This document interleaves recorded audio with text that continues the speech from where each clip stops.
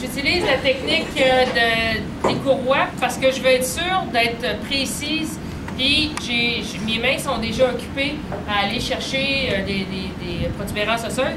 Fait que les courroies me font le mur médial et mettent en évidence le grand trochanter. Fait que ça me fait comme si j'avais 4 mains, vraiment. Alors on commence par la courroie d'1 pouce qui, elle, vient dans le plan, je sais pas quoi, là, de même, là, OK, vertical, pour aller mouler toute la branche ischio-pubienne. OK? Fait que celle-là,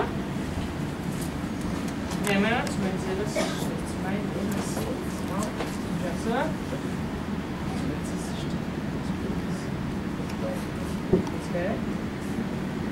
OK? Fait qu'on met quand même une bonne tension, OK? Faut que ça soit à la limite du inconfortable ici. Parce qu'on veut vraiment aller mettre en évidence la branche ischio-pubienne, OK? Donc, ce que ça fait, c'est que ça fait la partie transverse, si vous voulez, de mon emboîture. Parce qu'on moule la branche ischio-pubienne. La courroie de 2 pouces, elle vient se croiser en haut du grand trochanter, puis elle moule la partie proximale de votre mur médial, et non pas la branche ischio-pubienne. Fait que vous avez, c'est pas grave si elle est barbouillée, c'est pas grave. Alors, elle vient dans ce sens-là, jusqu'à la branche, mais plat. Je viens identifier mon grand trochanter, puis elle vient se croiser, je me décide dans mes mains, en haut.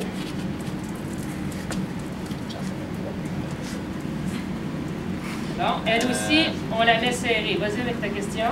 Non, c'est ça, non, je n'avais pas vu. On fait un X en fait en droite. Oui. En haut du grand. En haut du grand troc. Je vais vous montrer ça.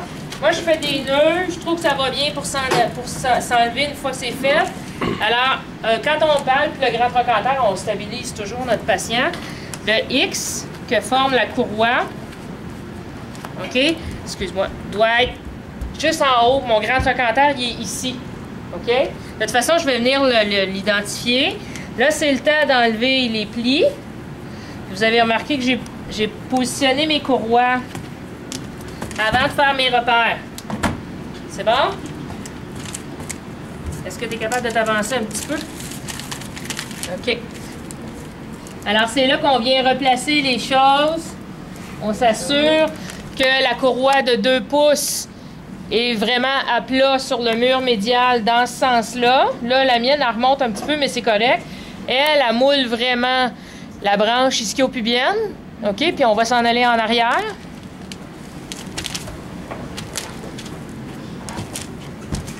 Le X que forment les 2 courroies, OK, devrait être l'emplacement de l'ischion. Fait que Luc, je vais aller... Oh, j'aurais pas dû dire ton nom, excuse. Est-ce que j'ai ton ischion? Oui, le X. Voyez-vous? Alors, où la courroie d'1 pouce passe et où la courroie de 2 pouces passe, c'est l'emplacement de l'ischion. Fait qu'on n'a même pas besoin de faire un X. Dans notre plate, on va le voir, la jonction des 2. OK? Mais il faut venir le vérifier. La plupart du temps, ça se place au bon endroit, mais il faut venir le valider. C'est bon?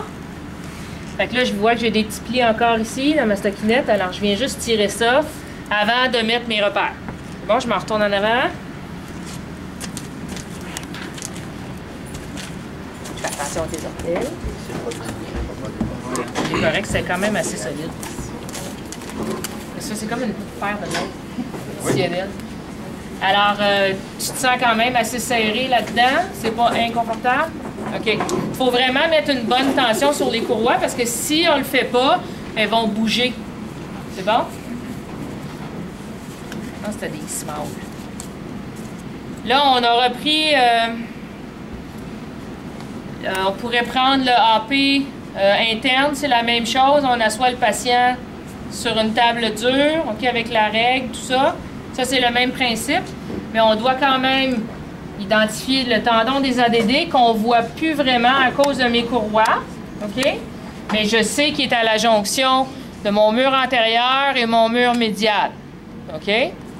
Ça, j'ai besoin d'identifier, tu vois, elle a bougé un petit peu. Mon grand troc.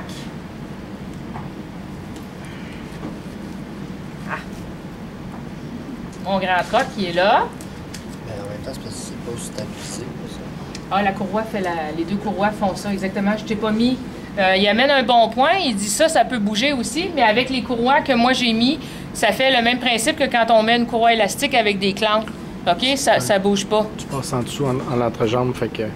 Oui, c'est ça. On vient s'assurer que la stockinette, elle descend pas. OK? Ça, ma règle ML est ici. OK? J'ai besoin d'un ML proximal, la même chose que en quadrangulaire.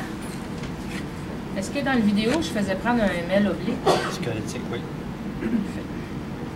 Fait que je viens à côté une patte de ma règle ML à la branche ischio-pubienne, de l'autre côté. Ça correspond à ma première circonférence aussi. Vous vous rappelez comme on faisait en quadrangulaire. Je prends un ML pas plus serré qu'il faut. OK? Je vais prendre un ML squelettique, donc de la branche ischio-pubienne au grand trochanteur, puis là, je serre. OK? Celui-là, je le serre beaucoup. Je devrais avoir une plus grande différence que ça. Ah non, c'est ça, t'es musclé quand même. Sur un patient amputé, on va avoir une plus grande différence. C'est rare qu'on a une cuisse qui est vraiment musclée. Fait que le ML squelettique devrait être plus grand, puisqu'il est en diagonale. C'est bon? Je prenais aussi un ML à 2,5 pouces en bas du mur, un ML adipeux, je crois que je l'appelle, à 2 cm et demi, donc 1 pouce ou 2 pouces et demi. Oh non, j'en rappelle plus. 1 pouce et demi en bas de la branche ischio-pubienne. Ça, c'est pour, une fois que notre plâtre est pris, qui est coulé, c'est pour enlever le bourrelet de miam-miam qui tombe en dessous de ma courroie. On s'entend que tu n'as pas de miam-miam parce que tu es musclé, mais chez les patients amputés, on en a souvent, c'est des patients qui sont moins musclés. Fait qu'on vient prendre un ML là, qui correspond à peu près juste à la fin de notre deuxième courroie pour être sûr d'avoir une idée plus précise comment enlever le matériel. On a des circonférences à prendre. Mon même petit truc que d'habitude, vous choisissez en pouces ou en centimètres. Là, vous allez me dire, mais là, on a une courroie, Marie-Claude, c'est épais. La courroie est élastique. Ça vient quand même bien contenir les chairs, fait qu'on en fait abstraction. C'est mon même truc que d'habitude. Je prends une circonférence, pas de tension, avec tension, puis je reviens entre les deux. Ça, c'est un truc infaillible qui va vous donner un bon volume tout le long. Dans le cas qui nous occupe, on fait comme on a fait en quadrangulaire, 2-3 mesures maximum. OK? On ne moule pas plus bas que l'apex de la cuisse, parce qu'on n'a pas besoin d'aussi long que ça. Est-ce que ça va pour ça? Qu'est-ce qu'il faudrait que je fasse avant de partir avec mon plat? J'ai pas compris? Oui, on pratique, exactement. Alors, on dit, excusez, je m'en vais dans votre intimité, tiens-toi, parce que vous allez le pousser un petit peu, là. Fait que c'est pour ça qu'on y met une chaise. Pardon? Soutenir, parce que ça surprend. Ça surprend, puis aussi, on va le déstabiliser, on va le reculer un petit peu. OK? Fait que, alors, ma prise de main, là, c'est vraiment comme ça. Mes doigts sont déjà toutes prêtes. OK? Fait que je vais suivre la branche ischio-pubienne. Aussitôt que je sens l'ischion, je cherche à m'enrouler autour avec mon index. OK? Puis mon majeur est ici. Fait que mon majeur ne fait que recevoir l'ischion. L'index tourne autour. C'est tout. On monte pas. OK? On vient squeezer en ML. Alors, on y va. Attention. Attends. Oh, mon ischion, il est où? Il est là. OK? Fait que ça donne quelque chose comme ça avec ma main sur le grand trochanteur. Et je viens squeezer. Là, je suis un peu loin de mon profil, là. Mais est-ce que tu le sais que j'ai ton ischion? C'est bon? Fait que je fais le tour avec mon index. Je sais pas si vous pouvez voir. Je fais le tour avec mon index, OK? De son ischion. Mon majeur est en dessous. Je ne monte pas. Je l'envoie vers le latéral s'il y a quelque chose.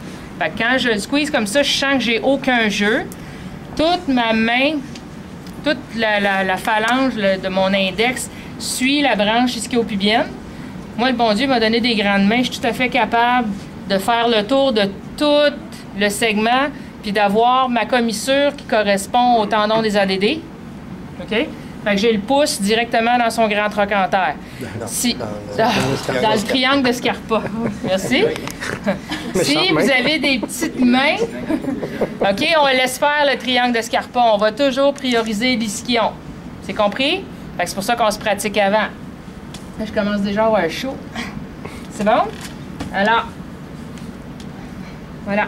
Fait que ma main ici, là, on ne sait pas trop quoi faire, mais c'est vraiment la paume qui va sur le grand trochanter. OK? C'est sûr que quand on va enrouler du plâtre, on va avoir des épaisseurs, mais quand même, on est capable de deviner les courroies, fait que c'est là-dessus qu'on s'enligne pour mettre nos mains. C'est bon? Si jamais vous travaillez fort, puis vous voyez que vos courroies se sont déplacées, replacez-le avant de mettre votre plâtre. C'est bon? Es-tu prête à commencer?